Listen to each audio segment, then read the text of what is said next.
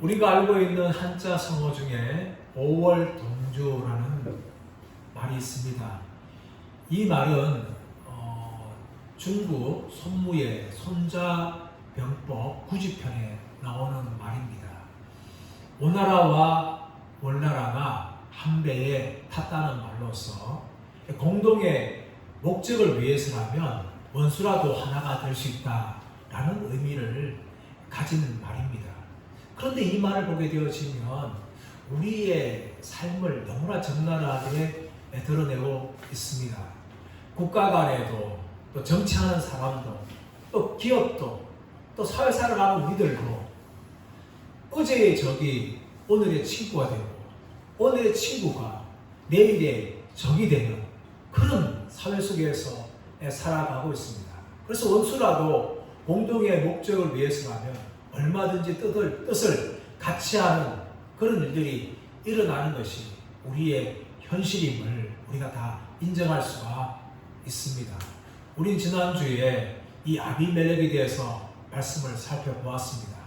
아비멜렉은 나의 아버지는 왕이시다 라는 의미를 가졌습니다. 이 아비멜렉의 아버지가 누굽니까? 기드온이었습니다.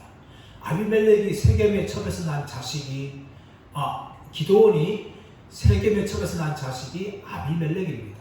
그러므로 이 아비멜렉이라고 이름을 정한 것은 기드온의 야망이 어디에 있는지를 너무나 잘 보여주고 있습니다. 기드온은 왕이 되기를 거부하였지만 실제로는 왕 대접을 평생 동안 받았습니다. 그것을 누가 보았습니까? 아비멜렉이 보았습니다. 그래서 그의 마음 가운데는 우리 아버지는 왕이 되지 않았지만 나는 왕이 되고 싶다 하는 야망이 그 안에 가득하였을 것입니다. 근데 그 야망을 성취하기 위해서는 기드온의 70명의 아들들을 숙청을 해야 했었습니다. 그것을 위해서 아비멜렉은 동족인 세겜 사람들에 찾아가서 제안을 합니다. 기드온의 70명의 아들이 너희를 다스리는 것과 나 혼자 너희를 다스리는 것이 어느 것이 너희에게 유익하겠느냐? 나는 너희의 고륙 친척임을 기억하라. 이 아비멜렉의 말은 세겜 사람들의 마음을 얼마든지 움직였고 세겜 사람들은 아비멜렉의 말에 동조하였습니다. 그리고 바알브리 신전에 가서 은 70개를 가지고 와서 아비멜렉에게 거사 자금, 정치 자금을 대었던 것입니다. 아비멜렉은 그 돈을 가지고 방탕하고 경박한 무리들을 샀습니다. 그들을 따르게 하고 기드온의 70명의 아들들을 잡아서 한 바위 위에서 모조리 다 살육을 하는 이 잔인한 일을 저질렀습니다. 그리고 아비멜렉은 세겜 사람들에 의해서 왕이 되었습니다. 다행히도 기드온의 70명의 아들 중에 한 명이었던 요담이 피하고 도망갔습니다.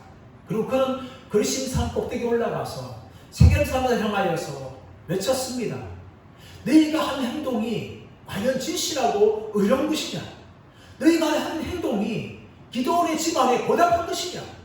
너희가 한 행동이 기드온의 집안을 선대한 것이냐? 하면서 세 가지의 수사 의문문을 던지면서 세겜 사람들에게 도전하고 그들을 향하여 저주하였습니다. 오늘 나누는 본문의 말씀은 요담의 저주가 다 그대로 이루어지는 것을 보여주고 있습니다. 우리 22절 말씀 보십시오. 22절 말씀 보시면 아비멜렉이 이스라엘을 다스린 지 3년이라고 말하고 있습니다. 아비멜렉은 사사로서 또한 왕으로서 이스라엘 백성들을 3년을 이렇게 다스렸습니다. 이 3년의 시간은 적과의 동침의 시간들이라고 볼 수가 있습니다. 겉으로는 평화의 시간들이었지만 점점 이 3년이라는 세월이 시간의 강을 통하여 균열이 생깁니다. 그리고 하나님께서는 마침내 아비멜렉과 세겜 사람들을 향하여서 심판을 하십니다. 23절 말씀 보시면 하나님이 아비멜렉과 세겜 사람들 사이에 악한 영을 보내시네 세겜 사람들이 아비멜렉을 배반하였으니 하나님이 아비멜렉과 세겜 사람들 사이에 악한 영을 보냈습니다. 여러분 이 성경에 보게 되어지면 결코 이원론의 사상은 잘못된 것이라는 것을 우리가 알 수 있습니다. 대부분 사람들은 세상은 선한 신이 있고 악한 신이 있다. 그리고 이 두 신은 힘이 대등하다. 그리고 이 신들이 싸워서 때로는 선한 신이 이기고 때로는 악한 신이 이긴다. 이런 이원론을 가지고 있습니다. 그러니까 성경은 이런 이원론이 얼마나 잘못된지를 말하고 있습니다.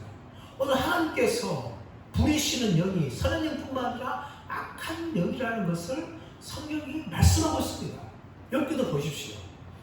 사탄이 욥을 시험할 때에 하나님의 허락을 받지 않고서는 욥을 시험하지 못했다는 것입니다.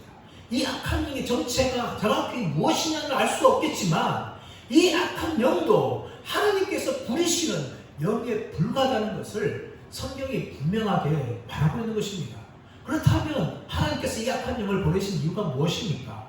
그것은 바로 세겜 사람들로 하여금 아비멜렉을 배반하여서 세겜 사람들과 아비멜렉을 향하여서 심판하기 위함이었습니다. 하나님께서는 요담의 저주대로 세겜과 아비멜렉을 심판하기 위해서 악한 영을 보내셨습니다. 이 악한 영이 바로 세겜 사람들의 마음을 돌리는 일을 하는 것입니다. 그런데 이 시간이 3년이 흘려댔었습니다. 3년의 시간은 어쩌면 침묵의 시간으로 볼 수가 있습니다. 세상의 정의가 사라진 시간으로 우리는 오해할 수가 있습니다. 하지만 하나님께서는 3년 동안 참으셨다가 이 3년째의 악한 영을 보내셔서 세겜 사람들과 아비멜렉을 향하여 심판을 하십니다. 이런 심판의 결과 25절 말씀 보시면 어떤 일이 일어납니까? 세겜 사람들이 아비멜렉을 배신하는 일이 일어납니다. 25절 보시면 세겜 사람들이 산들의 꼭대기에 사람을 매복시켜 아비멜렉을 엿보게 하고 그 길로 지나는 모든 자들을 다 강탈하게 하니 어떤 사람이 그것을 아비멜렉에게 알리니라. 세겜 사람들이 마치 무슨 짓을 하고 있습니까? 산적과 같은 짓을 하고 있는 겁니다. 산 꼭대기에서 사람들을 매복시켜가지고 지나가는 사람들을 약탈했다는 거예요, 여러분. 이 지나가는 사람들이 누굽니까? 아비멜렉에게 세겜을 바쳐서 통행세를 내서 자신들의 통행권을 보장받은 사람들 아니겠습니까? 이 사람들은 부유한 사람들일 수 있고 또 상인들일 수가 있는데 이 세겜 사람들이 숨어있다가 그들을 강탈하는 그런 죄를 범합니다. 이것은 아비멜렉에 대한 도전이었습니다. 아비멜렉이 왕이며 사사가 되었다는 것을 결코 인정하지 않는 것이 바로 세겜 사람들이었어요. 그리고 이 일이 바로 아비멜렉에게 그렇게 알려집니다. 두 번째 누가 등장합니까? 26절 이하에 보시면 가알이라는 사람이 등장합니다. 26절 말씀 보시면 에벳의 아들 가알이 그의 형제와 더불어 세겜에 이르니 세겜 사람들이 그를 신뢰하니라. 에벳의 아들 가알, 이 가알이라는 것은 무가치한 자, 헛된 자 이런 의미가 있어요. 그런데 에벳은 종이에요. 다시 말하면 무가치한 종의 아들 이라는 의미를 가지고 있는 것이 바로 가알입니다. 가알은 종의 아들로서 무가치한 자로 인정받았지만 이 사람이 자기와 함께한 형제들을 데리고 세겜에 이르니까 세겜 사람들이 아비멜렉을 신뢰하는 것이 아니라 이 가알을 신뢰합니다.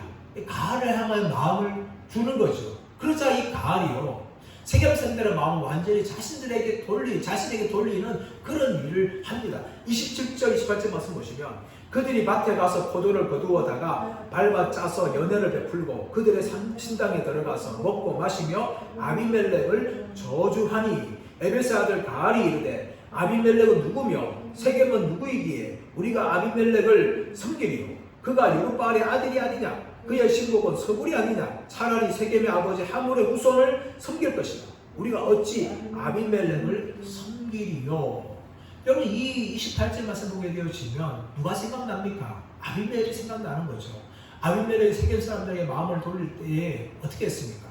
나는 너희의 고륙 친척이다 라는 것을 강조합니다. 반대로 이 가알은요 아비멜렉이 순수한 세겜 사람이 아니라는 것을 이야기합니다. 아비멜렉이 누구냐? 기드온의 아들이라고 강조합니다. 그는 세겜 사람이 아니라고 이야기합니다. 분명히 어머니가 세겜 사람이었지만 가알은 무엇을 말하고 있는가 하면 아비멜렉은 반쪽짜리다. 우리처럼 고립 친척이 아니다. 진짜 세겜 사람이 아니다. 나는 바로 하몰의 자손이 아니냐 하면서 자신의 순수한 이 세겜 사람의 혈통을 강조합니다.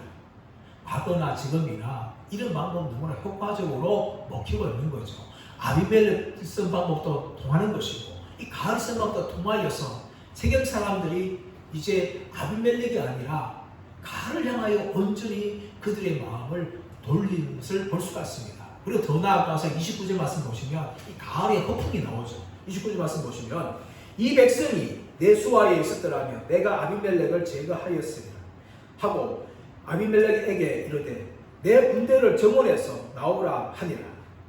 여러분 이것은 가을의 허풍이 아닙니까?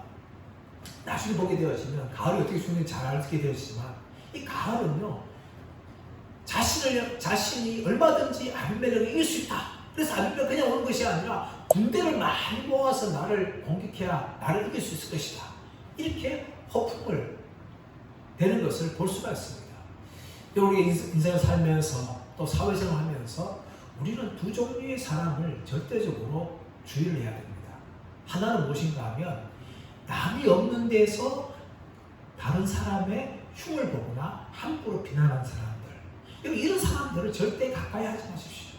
물론 그런 이야기하다 보면 얼마나 재밌습니까? 남이 없을 때 그 사람에 대해서 허벅지 까면은 사실 얼마나 재미있는지 모릅니다. 그래서 우리가 3, 4, 5, 5 했을 때 다른 사람들 이야기에서 가시거리를 얼마든지 많이 삼을 때가 있습니까? 남 이야기는 정말 재미있고 또 그 남에 대한 흉을 보는 건 더 재밌습니다. 그 사람을 칭찬하는 것보다 남의 허물과 남의 연약한 점을 공격하며 비난하는 것이 얼마나 재미있는지 모릅니다. 그런데 주의할 것은 무엇인가 하면 그런 사람들은 내가 없을 때에도 나에 대한 흉을 보고 비난할 수가 있는 겁니다. 그러므로 다른 사람이 없을 때 그 사람에 대해서 흉을 너무나 잘 보는 사람들이 있다면 여러분 결코 가까이 하지 마십시오. 언젠가 나 자신에 대해서도 그 사람이 흉을 보고 비난하는 것을 우리가 알게 될 겁니다. 또 하나는 무엇인가 하면 허풍을 너무 잘 트는 거예요. 뻥을 잘 치는 것이죠. 이 가을은 지금 뻥을 치고 있는 거예요. 능력도 없으면서 아비멜렉 이길 수 있는 힘도 없으면서 무엇을 바랍니까? 아비멜렉 큰 소리 치면서 네가 군대를 많이 모아 공격하면 겨우 이길 수 있을 것이다. 너는 내 적수가 안 된다. 하면서 그렇게 큰 소리로 허풍을 치는 사람, 이런 사람이 가을 같은 사람들이에요. 인생을 살다 보면 반드시 그런 사람들이 있습니다. 여러분 그런 사람들 주의하십시오. 그렇지 않으면 여러분 그 사람들 때문에 오히려 속아서 넘어가는 경우도 종종 있고 정말 당하지 않아도 될 일을 당할 때가 있을 때가 있습니다. 그러므로 여러분 인생 살아가면서 여러분 이 두 사람을 가을 같은 사람을 여러분 주의하는 하나님의 백성 되시기를 간절히 바랍니다. 이제 이 말을 할 때에 사실은 세계 모든 사람들이 가을의 편을 든 것이 아닙니다. 이 세계 사람들 중에는 여전히 아비멜렉의 편에 있는 사람이 있었습니다. 30절 말씀 보시면 그 성읍의 방백 스불이 에벳의 아들 가알의 말을 듣고 노하여. 여러분 이 스불이라는 사람은 아비멜렉의 사람이었습니다. 방백이라는 것은 그 성의 지도자급에 해당하는 계급을 말해요. 그 세겜성의 지도자였던 스불이 이 가알의 말 듣고 굉장히 분노하였습니다. 그리고 어떻게 합니까?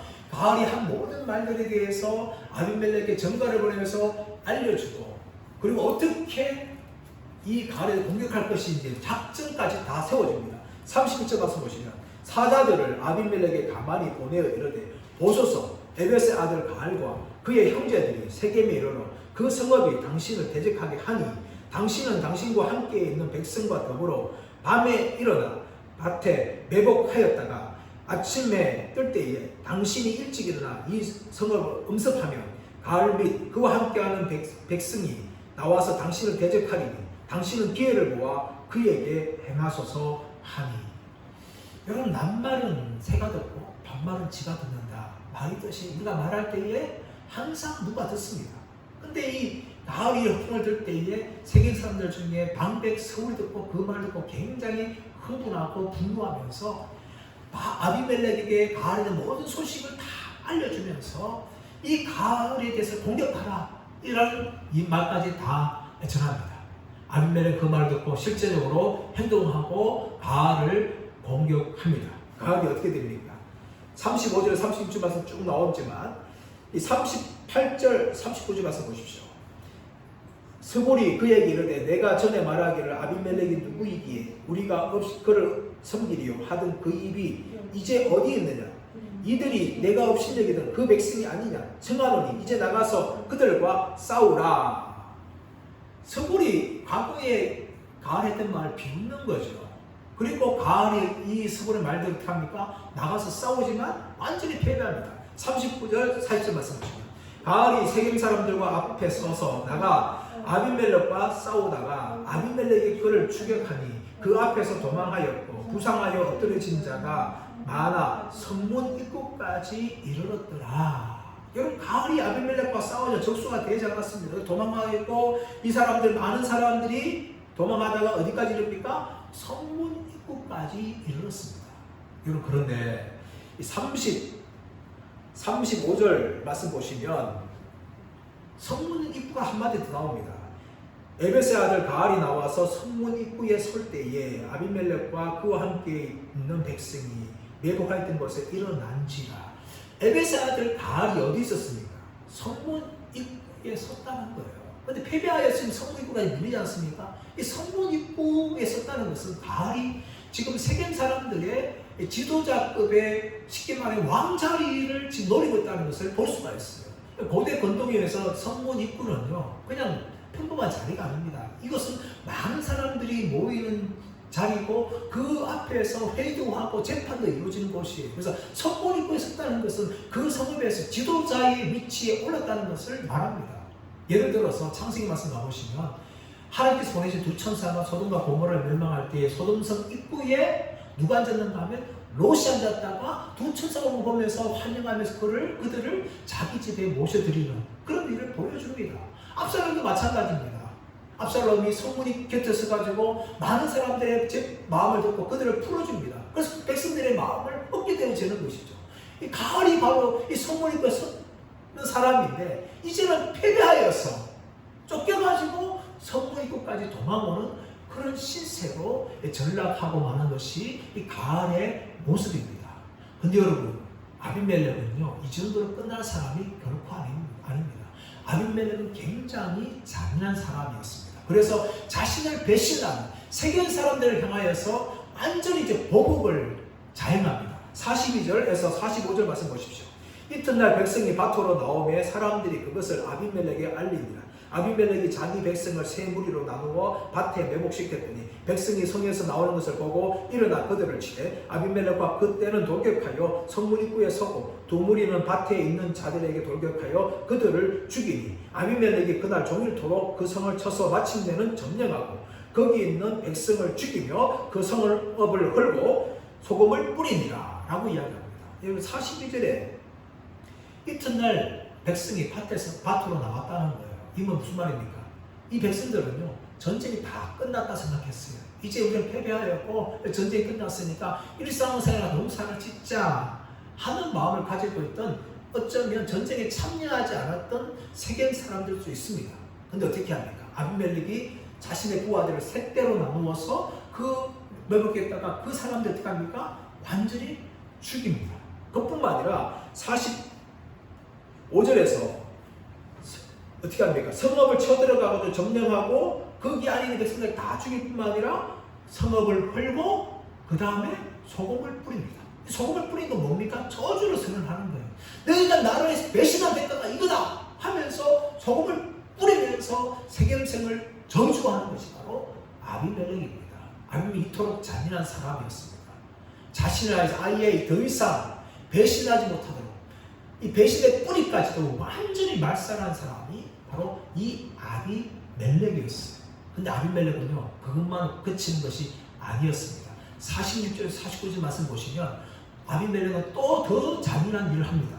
자 46절에서 보시면 세겜 망대의 모든 사람들이 이를 듣고 엘브리 신전에 보루로 들어갔더니 세겜 망대의 모든 사람들이 모인 것이 아비멜렉에 알려지네. 아비멜렉이 그와 함께 있는 모든 백성이 살몬산에 오르고 아비멜렉의 손에 도끼를 들고 나뭇가지를 찍어 그것을 들어올려 자기 어깨에 메고 그와 함께 있는 백성에게 이르되 너희는 내가 행하는 것을 보나니 빨리 나와 같이 행하라 하니 모든 백성들도 각각 나뭇가지를 찍어서 아비멜렉을 따라 보루 위에 놓고 그것들이 얹혀 있는 보루 위에 불을 놓음에 세겜 망대에 있는 사람들이 다 죽었으니 남녀가 약 1000명이었더라. 세겜 생활했던 멸망하지 않은 사람들이 세겜 망대에 있었는데 이 세겜 망대에 있는 사람들이 자신들의 목숨을 구하기 위해서 엘브리 신전의 보루로 숨었습니다. 이 엘브리시는 언약의 신 이런 의미를 가지고 있는데 바알의 또 다른 형태, 바알 보리과 같은 또 다른 형태인데 이 신전에 숨었는데 이 신전 숨은 중에 그 중에서도 보루에 숨었다는 거예요. 이 보루는 것은 아주 은밀한 지하 동굴 이런 의미를 가지고 있는데 이 동굴에 숨으면 안심하다라고 숨었지만 아비멜렉이 어떻게 합니까? 산에 올라가지고 나무를 어깨에 메고 백성들에게 너희는 빨리 나와 함께 따라하라 하면서 똑같이 나무를 메고 그 보루 위에 나무를 얹어놓고 불을 질러서 그 안에 있는 사람들을 다 태워 죽이는 거예요. 여러분 이것을 보게 되어지면 아비멜렉이 얼마나 잔인한 사람인지를 알 수가 있는 거예요. 과거 우리나라 일제치하 때 만세운동을 하였습니다. 근데 그 만세운동을 하였다고 해서 일본은 너무나 우리나라 양민들을 학살을 하였는데 그 대표적인 예가 뭡니까? 제암리 교회 학살 사건입니다. 제암리 주민들을 총을 세워서 총보다 키가 큰 사람 모든 사람들을 다 집어넣었어요. 그리고 그 안에 숨은 사람들 있을 때 밖에서 문을 잠그고 그리고 불태워버립니다. 그 안에 사람들 어떻게 합니까? 질식하여 다 그만 죽고 말았습니다. 여러분 이런 잔인한 일 아비멜렉이 지금 하고 있는 거예요. 자신을 배신했다 해서 아무 죄 없는 도망가는 이 백성들을 그것도 자신의 목숨을 살리기 위해서 지하 동굴까지 숨었는데 그 동굴에 불을 놔가지고 완전히 태워 죽이는 그런 잔인한 일을 아비멜렉이 행합니다.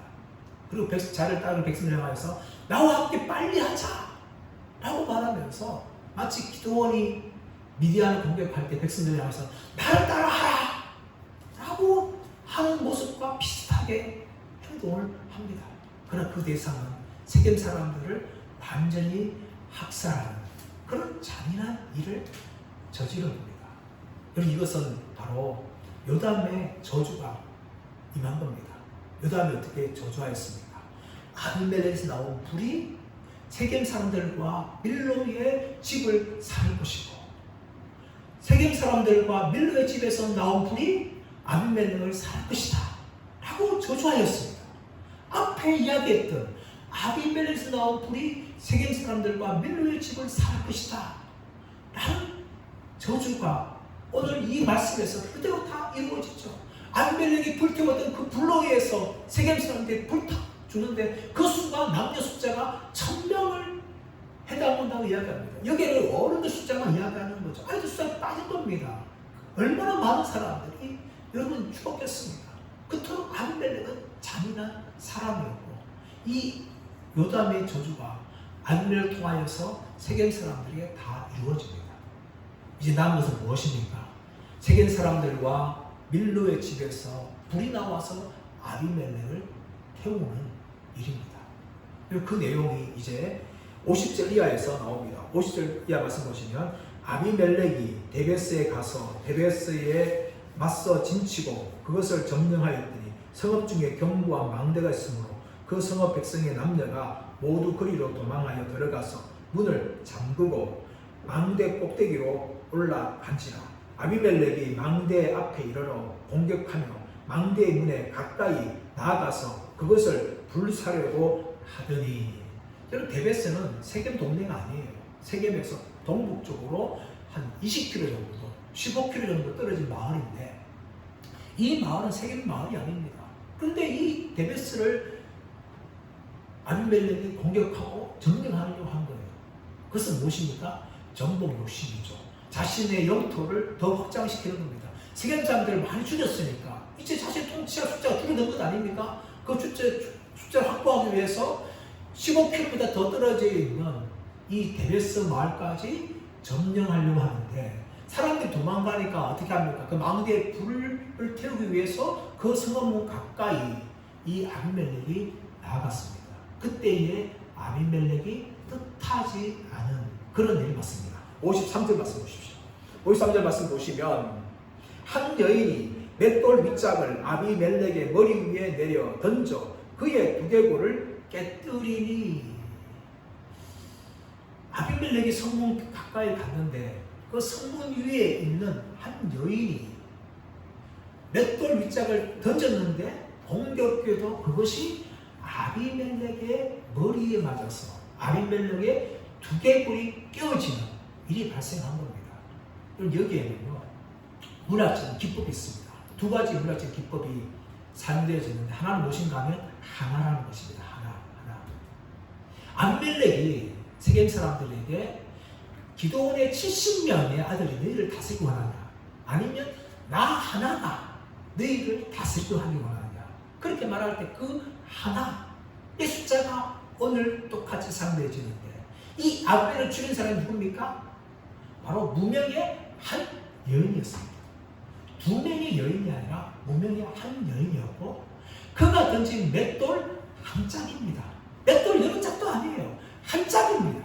그 맷돌 위 한 짝이 바로 아비멜렉의 머리에 떨어졌고 아비멜렉의 두개골을 깨뜨립니다. 그리고 불이라는 단어가, 불을 살려고 하는데 이 불이라는 단어가 이시라는 단어입니다. 이시, 히브리어로. 그런데 이 여인이라는 여자라는 단어가 히브리어로 이샤입니다. 이샤.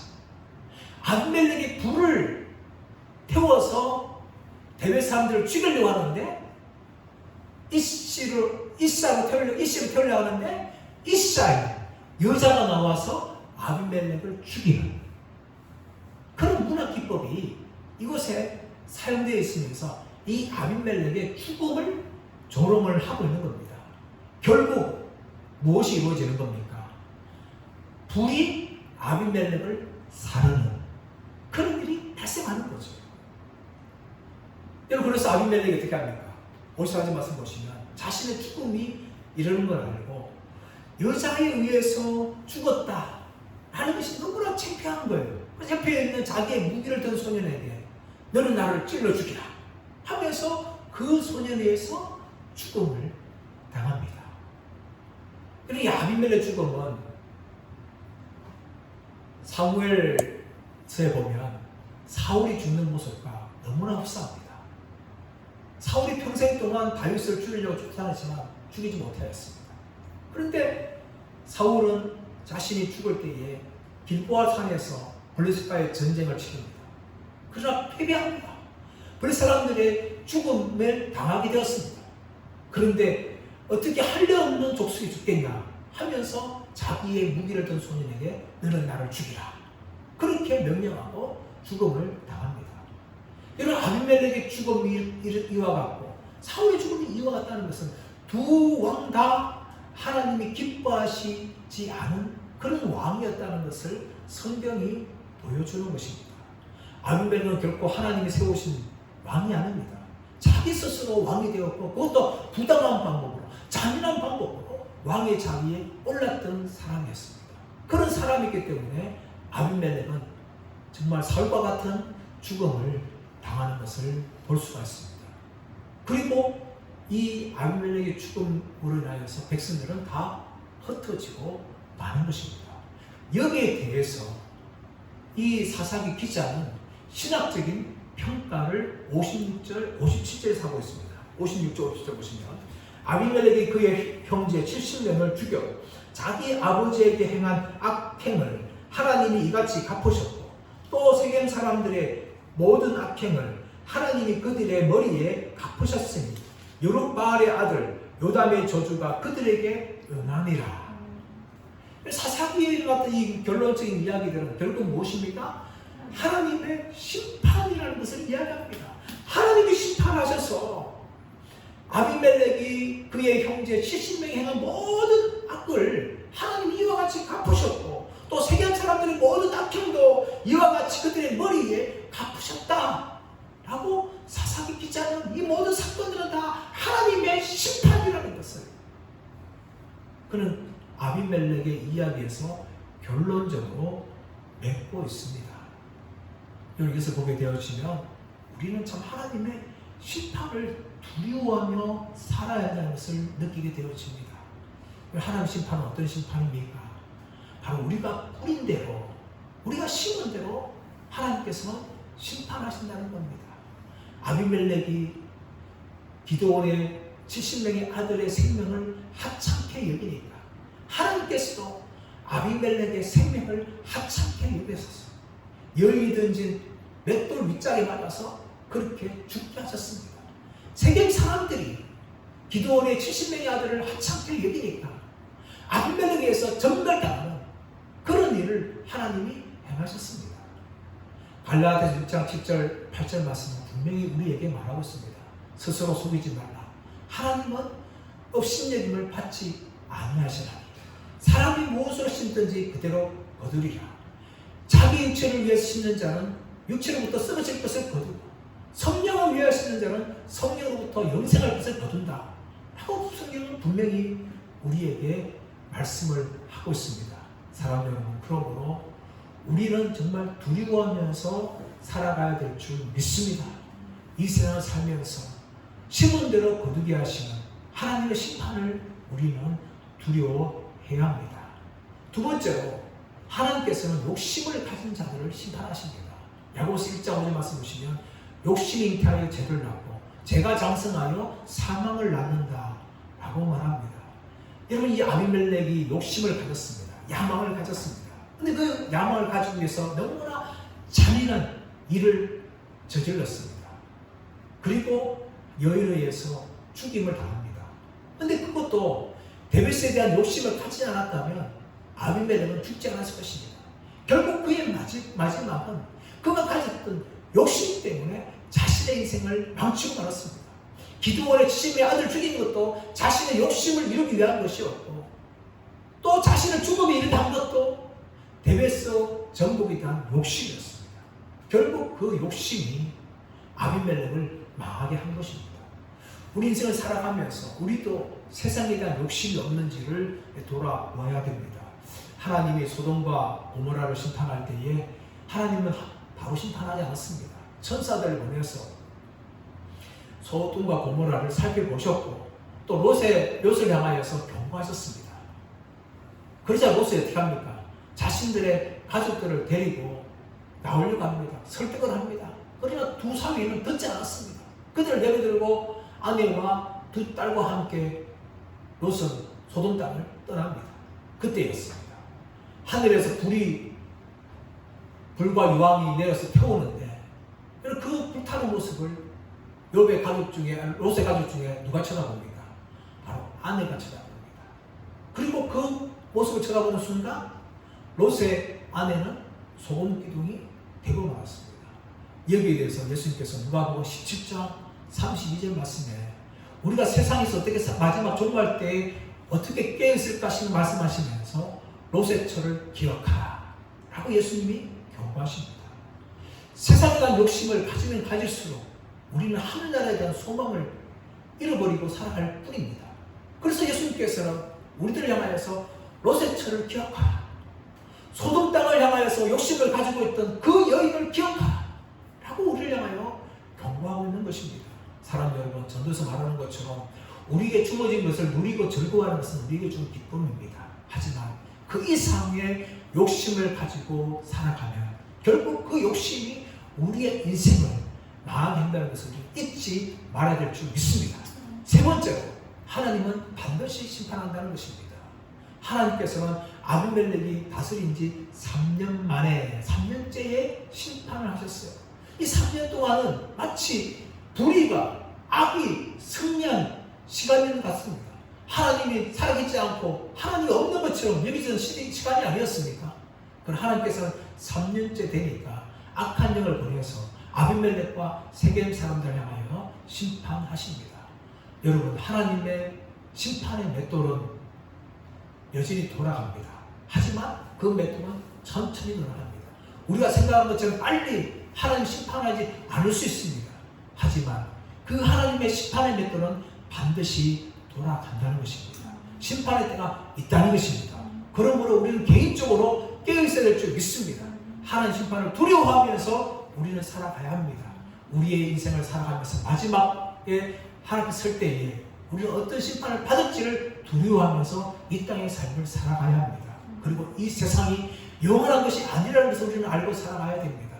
아무리 이 세상에 먹고 마시고 화려하고 좋은 것이 많다 할지라도 이 세상은 음녀 바벨론처럼 하나님의 심판을 받을 수 있는 세상이라는 것을 우리가 반드시 명심하면서 우리의 개인적인 심판과 온 우주의 심판을 생각하면서 두렵고 떨림으로 우리의 믿음의 길을 끝까지 가는 저와 여러분 되시기를 예수님의 이름으로 축원합니다.